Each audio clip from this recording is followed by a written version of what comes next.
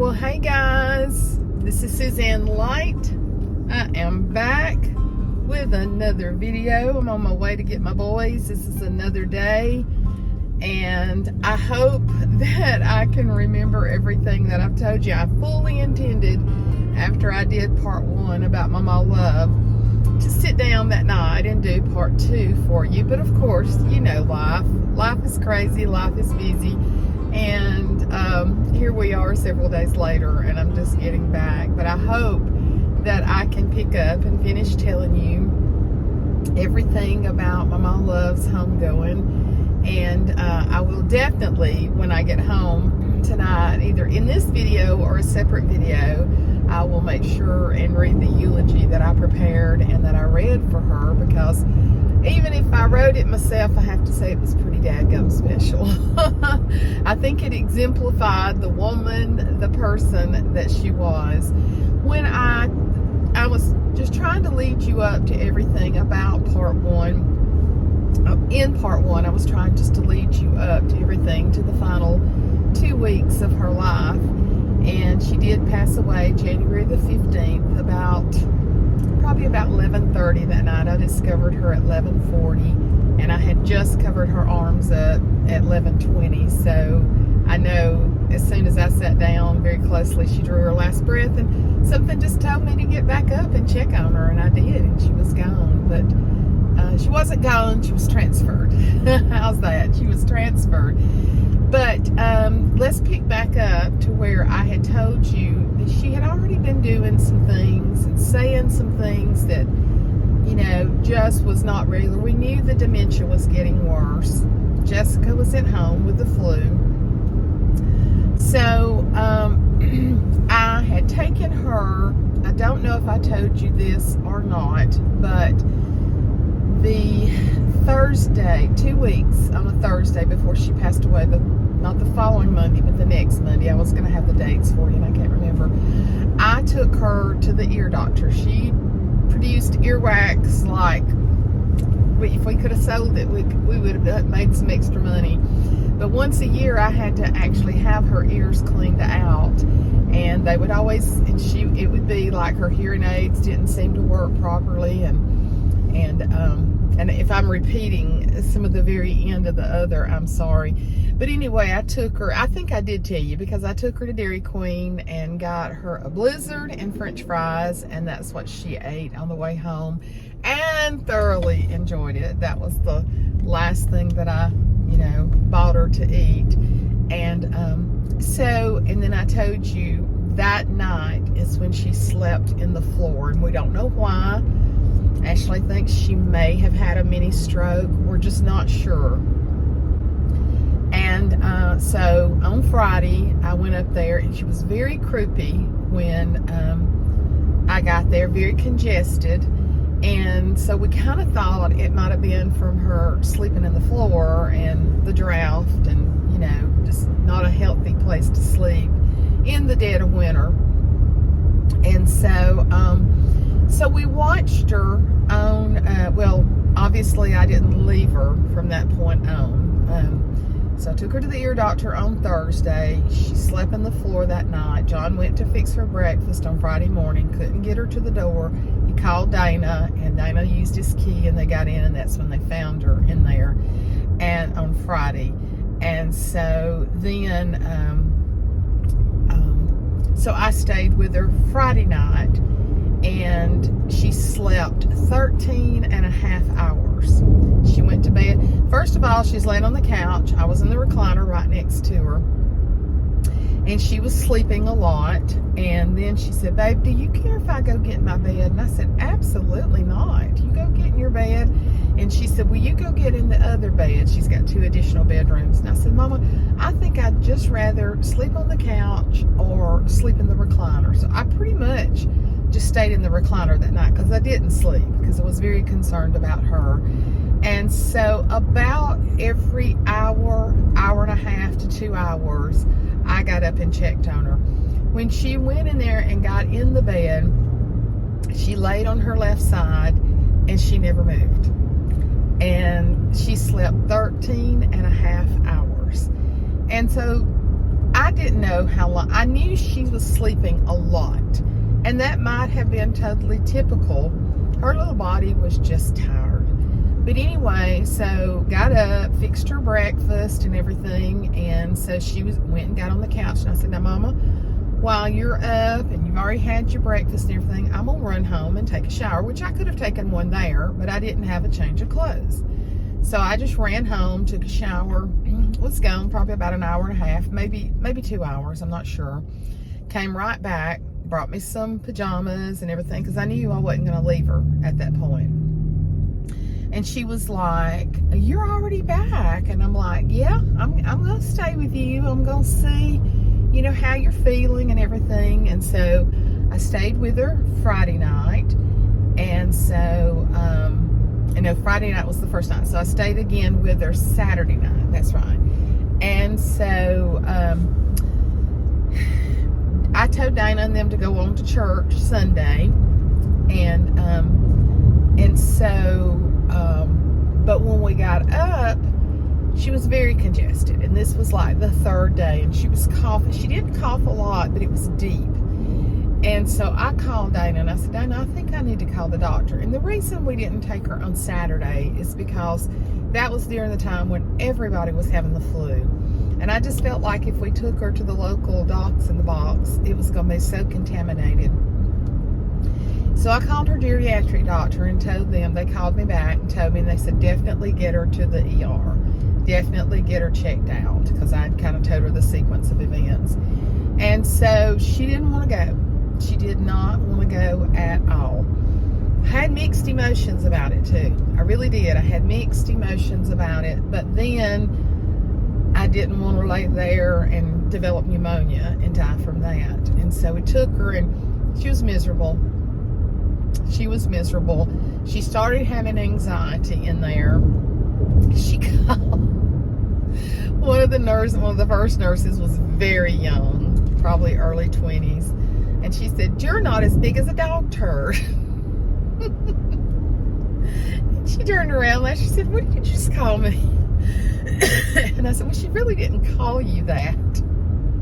She said, you're not as big as, and I said it, and she said, and I said, I'm sorry. And she's like, no, she's hilarious. I lost my hair there. All right, well, me and you's going to be doing it together. Well, I ain't going to be forever hung with it. No, not forever. I can just see myself going to the bathroom. With that thing on there. And that with me. Take it. When they would walk out, she was very anxious. She said, what are they going to do? What are they going to do? And I said, I don't know. Well, they drew blood. She didn't like that. And when they came back, they told me that her magnesium and potassium was very low, and that they were going to have to give her a bag of each. So that was something that could have contributed to whatever happened on that Thursday night. So they started the IV, and she didn't like that at all. Because you got to realize Mother has never really been sick. Very, very little. And Mother was 96. And I believe that Mother sensed in her heart that her time was drawing near, in her spirit. I really do. I don't know if I told you, but we were sitting and talking one day at the kitchen table, just like the week before. I may have told you this, but we were laughing, and she just turned around and she went, ah! Thought that was a coffin behind me. I thought that was so strange, because she just, we cut up all the time, but for her to say, it's almost like she turned around and saw a coffin. It really is. And I had told Dana about it later, and Dana said, I believe she saw a coffin. And I said, I'm not sure she didn't. And so, anyway, I just feel like she was very tired. I feel like she sensed it. But anyway, so then they came back and said she does have the flu, and she's going to need to be admitted to the hospital. She did not want that. There again, I'm really gutted. I'm like, well, Mama, they're just going to put you in and give you medicine. And she said, I don't want to be put in the hospital, because we were at a freestanding ER. It's where she's been to the doctor a lot, but it's a fairly newer freestanding ER, and so they were going to have to take her into Birmingham to put her in the hospital.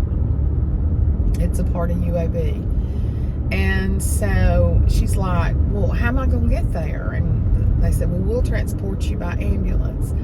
Well, how are you going to get there? In the meantime, Dana went with me. He drove separately to the emergency room. And in the meantime, only I could go back there with her. And then so many people started coming in sick that Dana went out to his car. And we were in the ER for several hours. And so at one point, I just called Dana and I said, go home. There's absolutely no need of you sitting there. So I had sent Dana home. And so I told her, I said, well, Mama, they're going to take you in an ambulance and I will follow you. But I had not eaten all day long, and this was late evening. And so I asked, I stayed with her till the ambulance drivers got there. She did not want to go. I could tell she was getting very anxious.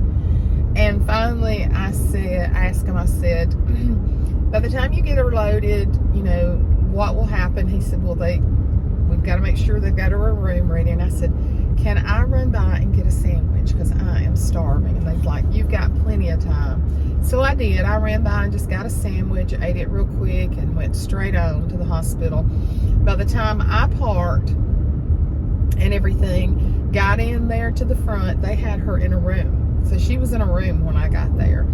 And so she's like, I don't like this. I don't want to be here.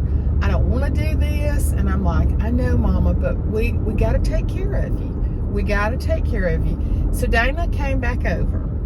And I told him he didn't have to, but he said, yes, I'm coming back over as soon as he found out she's going to be put in the hospital. So he did. And she was very anxious, So anyway, as it got later, I told him, I said, you go on back home. I'll stay. And I said, I'm perfectly comfortable. They had a chair like a recliner, and it kind of, laid back. I said, I will be fine. They brought me a blanket and a pillow and everything. But Mother had a major anxiety attack.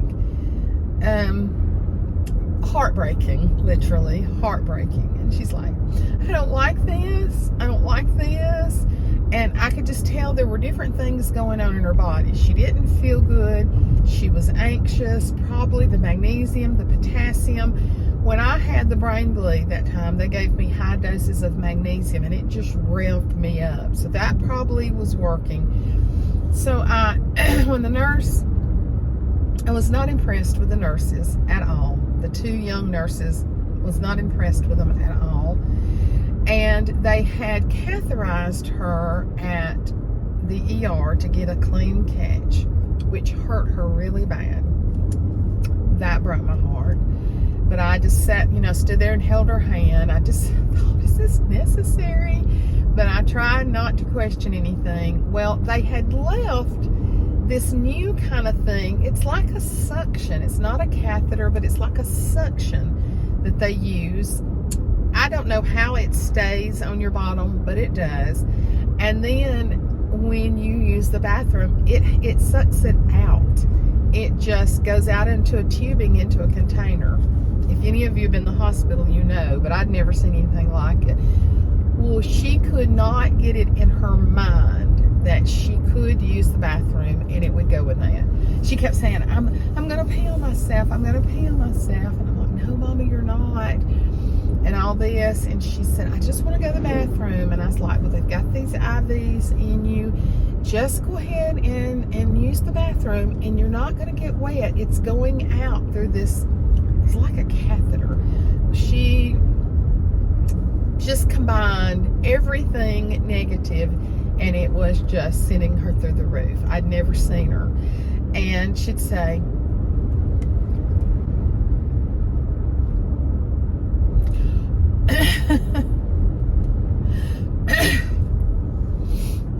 are you going to be here? And I had my chair pulled up as close to the bed as I could. And I said, Mama, I'm right here. Now, mind you, she doesn't know I'm her daughter. For the last 2 weeks, she knew that she loved me. She knew I was there to take care of her. She was comfortable with me, but I was not Suzanne. But she never questioned me calling her mama. I don't understand, but that's just that little part of the brain that just, was changed. And so I said, Mama, I'm right here. And I'd reach over there and I'd hold her hand and she'd say, don't go nowhere. Don't go nowhere. And I said, Mama, I'm not going nowhere. I'm not going nowhere. I am not leaving. I didn't leave that room. And my mama didn't cry. My mother didn't cry the night my daddy got killed. My mother's just not a crier. Ashley is a lot like her. Of course, Ashley has cried through all of this, but I'm a squaller. But Ashley's a lot like Mother. They don't cry easily. And I've not seen my mother cry maybe just a couple times in life. I've seen her upset, but I've seen her whimper like a little cry, but not just like tears flowing. And at one point she turned over and she said, I don't like this. And I said, I know you don't, Mama, but you've got the flu and we got to take care of you. She said, it's going to make me cry. And I'm telling you, when she said that, I was like, so anyway, I asked for something for anxiety. And for the life of me, I can't remember, but it is something that they give the older people. It's an antipsychotic drug. And I did not like the effect of it. It did calm her down. She would sleep, then she'd wake up, then she'd sleep, and then she'd wake up. But she couldn't really talk by taking it. She'd try to talk, and it was like, blah, blah, blah, blah, blah, and I'm like, I don't like this. I don't like this at all. And so the sheets were dirty. And I have never seen such a poor. As a nurse, you're supposed to be able to make up a bed under a patient. You're supposed to be able to roll them. And had I not been there, I believe Mother would have been in the floor. Horrible. Was not happy. The nurse we had when we got there was an older lady. Great. These two young girls that worked the night shift. So they were just like, okay, if she's not going to leave this thing on, we're going to put a diaper on her. And she's like, I'm not putting a diaper on. I said, no. And so the next morning, some of that anti-anxiety stuff had worn off, but she was still very anxious. And I requested for them not to give it back to her. And then, but she could talk a little bit more. And they said, well, we'll just put a diaper on you if you don't like this thing on. And she looked at me and she said, I'm not putting a diaper on it. And I looked at her and I said, my mother is capable of getting up and going to the bathroom. Why do you think she needs a diaper? Well, she's liable to fall. And I said, isn't that what we're here for? Isn't that what you two are here for? To get her to the bathroom? Because I had been talking to Ashley and Ashley said, no, Mom, they're being lazy. They're being lazy. You tell them no. So I did. This was after I'd already helped them change the bed. And honest to goodness, that was the most. I told Ashley, I don't want to get anybody in trouble, but I probably should have reported it. But anyway, Ashley was kind of telling me, and Ashley said, just tell them not to give her any more of that antipsychotic. Because my mother was wanting to talk and she just couldn't. But I said, what about Ativan? Just something like Ativan. Ashley said that would be better than that other. But I have found it's a very normal drug that they use, and I can't remember the name of it. I know I'm rambling some, so forgive me. So, so when I told them that, Mother said, my stomach's hurting. I've got to. My mother had been holding her bladder, and not only that, she needed to have a bowel movement. By the time I sat her up on the side of the bed and I said, you're going to come over here and you're going to help me. We're going to get my mother. She went everywhere. Everywhere. And you know what I did? I cleaned it up. I cleaned it up because that was my mother and I didn't even care. I told that little nurse she had gone to get stuff and I'm in there just cleaning. And she's standing there and she's like, baby. And I said, Mama, it doesn't matter. How many times have you cleaned my butt? And she just started laughing. I said, this is the first time I'm cleaning your butt, but that's okay. We just laughed. We had to laugh to keep from crying. But we did that, and I told that nurse, I said, now get me a pull-up. Don't bring me no diaper. Get me a pull-up. I got her cleaned up. I got her washed off. I put her a fresh hospital gown on, and when the shift changed, we got a better nurse. But when the doctor came and she just explained everything that was going on, I said, can we take my mother? Well, one doctor came and he said, I'm here to talk to you about a DNR. And I said, we have a DNR and I want it to stay in place. And he said, so you're saying even if we lose her slightly, you don't want any chest compressions? And I said, no, I do not want you to break my 96-year-old mother's ribs. And he was nice, and I said, my daughter's a nurse, I know what happens. And I said, no. And he said, and so no respirator? And I said, no respirator, nothing. And I said, actually, if this is just the flu, I would like to take my mother home. Can we treat the flu at home? And they had continued to give her magnesium, potassium. He said, well, I'll consult with the other doctor and let you know. Because Dana was back over there that morning. I told Dana, I said, Dana, she's either going to rally back or she's not. And we both agreed to that and knew that's what was coming. She's either going to rally back or she's not going to make it. And if she's going home to be with the Lord, I want her in her house. And so another doctor came, a woman doctor came by, and she was just very, very nice. And she agreed with me. And I took my mother home that afternoon. So we just stayed one night. Hold on just a minute till Dana gets through. Welcome home. There's somebody fixing to come see you that's been missing you. You want to see somebody? Somebody's got to come see her that's been missing her. Who is it? Right there. Get here. Oh, hey, I know. I'm here to see Mama. Go see your mama. That her baby. That's your You see baby. how she's getting in? Yeah. I saw you change too. Look at there. Yeah. There her is. She about wore out, ain't she? Who is? My buddy. That's my buddy. That's my buddy. That's my buddy. Everybody but me. She was excited to see Jessica. I said, you hadn't seen Jessica in a week. And she said, it's her fault. Who's that woman that drove you home today? Who drove you Drove you home? home today? I'm sorry. Oh. Hey, this She rode home with a stranger. Who is? Yeah, she Who rode. is that, Mama? Hey, Who is it? you saw seen her coming in. I did. I did.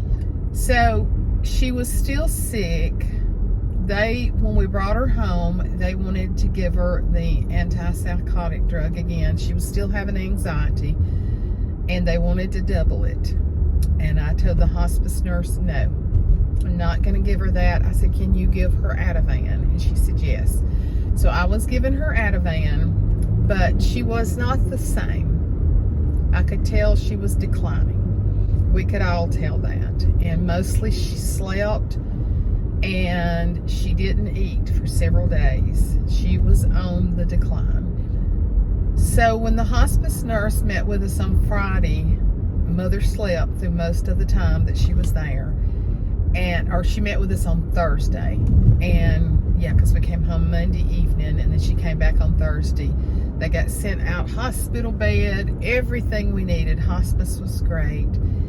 And I know I'm forgetting some stuff. But she just never did rally back. But I still felt like she might, you know. But then again, I felt like, Lord, is this you answering mine and Dana's prayers that we've been praying to take her without suffering and not to allow her to live in a world of strangers for the dementia to get so bad. And so the hospice nurse actually grew up in our church. It was just such a comfort and blessing to have her. And I said, I need to know what I'm dealing with. I'm a planner. I had already made out a calendar who was going to stay during the day. We had a young lady that was going to stay with her some at night so I could go home at night, because for all we knew, this could go on for weeks. And I knew I could not stay around the clock. And so she told me, she said, Suzanne, your mother is a fighter. And I said, she is a fighter. And she said, your mother is not going to die suddenly. She said, maybe a week or a couple of weeks if things don't change. And I said, okay, that's what I need to know. Maddie was getting married on Saturday night, Jessica's daughter. And Jessica had been out for 2 weeks with the flu. And by this time she is, just about recuperated. But she had a very bad case of the flu. And I said, okay, that's what I need to know, because I need to have a daytime sitter. And this young lady who we fully trusted ended up being a nighttime sitter 2 nights for Mother. She stayed with her on Saturday night for us to go to the wedding. I think she stayed like Thursday night. And so I was there every day. Ashley stayed, I can't remember, y'all, but yeah, Ashley stayed. So I had been there every day, and Ashley was off on, okay, so we were with her off and on through the weekend. People were coming up and seeing her. She didn't know nobody. We knew that Mother was fixing to go home to be with the Lord. She just did not rally back from it, whether it be the flu, the magnesium, and Jessica really had a hard time wondering if she gave her the flu. I had taken her to the ear doctor. She was exposed to not a lot of people, but I said, Jessica, baby, even if you gave her the flu, you didn't know you had the flu when you came over that Sunday. There's just, you've been such a godsend. You can't feel that way about it. So anyway, Ashley did not have to work on Monday. So she said, Mom, on Sunday, Mom, you go home and I'm staying here with her tonight. I said, no, Ashley. She said, Mother, I'm a nurse. I am fully capable. By then, we were giving her liquid Ativan. Ashley was. I couldn't give it to her. I struggled with that. I thought, are we keeping her from rallying back? There's just a lot you have to deal with. And, if we give her this liquid Ativan, is it going to keep her from coming back? God, what? And so Ashley said, Mom, just remember how she's been all week without the Ativan. She has not rallied back. Think about her sleeping in the floor. Think about how she told people you were her granddaughter and at the ear doctor and all of that. And she's like, Mama, she's declining. And I said, yeah, I know. And boy, I struggled with it. I just struggled. So yeah, we were with her, all weekend. Ashley and I kept her all day Monday. Well, Ashley was supposed to work Tuesday. And by then we had started the liquid morphine on Tuesday. And I knew the end was drawing near. And another thing, when the hospice nurse came back on Monday, she could not believe the change in her. She had just told me on Thursday, she's like, Miss Suzanne, your mother is not going to die soon. It's probably going to be a week or so, because she's strong-willed, she's strong-bodied, she's doing good, And when she came back, I called her and I said, we need you. She was going to be back on Tuesday. And I said, Mary Catherine, I need you to come back tomorrow if you can, because Mother is just not doing good. And she said, I'll be there. She had a Zoom meeting, and then she said, I'll be there Monday morning as soon as I get through with everything. And so she did, and she could not believe the difference in my mother. She could not believe the change that had taken place. And so Ashley was supposed to work on Tuesday, and I said, Ash, is there any way that you can change your day? Because I just don't think I can stay here with her tonight by myself. I had not been letting Dana stay at night unless Terry was with him, and I knew I wasn't leaving her. But Dana couldn't get her to the bathroom and everything, and we were having to get her to the bathroom. And Ashley called, and she got off work the next day. And later on that night, we just knew. We knew the time was drawing very, very, very near. She had kind of opened her mouth. She was just sleeping. And at 10 o'clock, I went over there and I started loving on her. And I just loved on her, and I loved on her, and I loved on her. Ashley would kiss her forehead. I was holding her hand, kissing her hand. And then we'd go back and we'd love on her. The mother was not the kissy, huggy type at all. I'm like my daddy, and Ashley's really not, but that was, you know, that was Maw Maw Luv. That was different. And we would sit and we would tell her how much we loved her. I'm trying to wait till time to pick up the boys. We would kiss on her, and we would tell her how much we loved her and how good she had been. And so at 10 o'clock that night, she's just laying there. And but I don't know if I told y'all this, but when Ashley stayed by herself on Sunday night, Mother was already on the liquid Ativan, and she had just slept. And Ashley said at one point, she leaned over and she said, Mama, she's just right up in her right, Mama, I love you so much. And she went, oh, you too. That shows you how much they can hear, and how much when you think they're not still in there, she went, oh, you too. Ashley said it was so much. She said, well, Mama, I'm so glad, and I love you so much. Said that was actually the last thing she ever said, and which I thought was super special. And so at 10 o'clock, Ashley and I were standing there crying, talking to her.